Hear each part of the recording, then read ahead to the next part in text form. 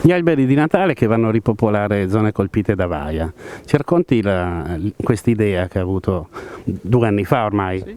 Siamo alla seconda edizione di questa iniziativa fortunata che coinvolge appunto i commercianti di Oderzo per un giusto conferimento degli abeti di Natale, una specie che dà climi freddi e si presentava appunto questa necessità, questa volontà di piantumazione in aree colpite dalla tempesta Vaia.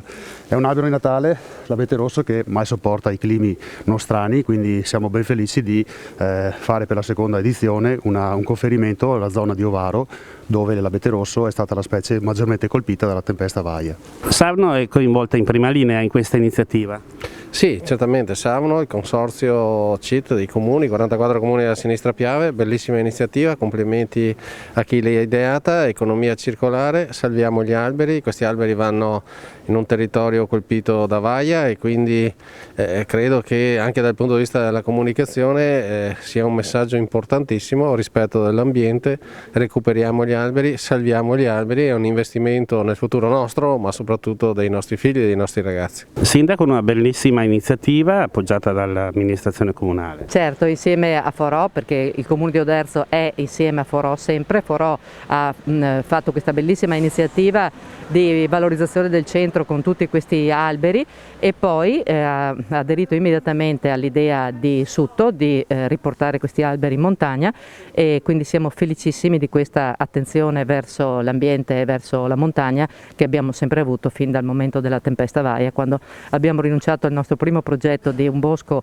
diciamo un bosco di Natale, per convogliare quei soldi e quel budget allora il comune Roccapietore. Adesso il comune è un altro, ma l'attenzione alla montagna è la stessa. Un'iniziativa che coinvolge più comuni, abbiamo qui l'assessore all'ambiente di Motta di Rivenza.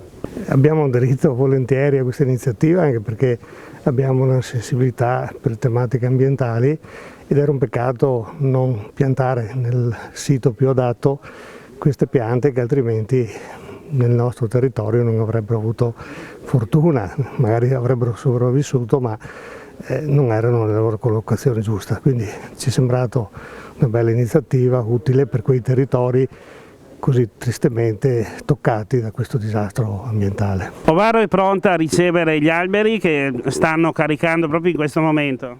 Sì, Ovaro è pronta, abbiamo già liberato il piazzale della neve per le manovre del camion e anche il luogo dove depositarli in attesa di piantagione.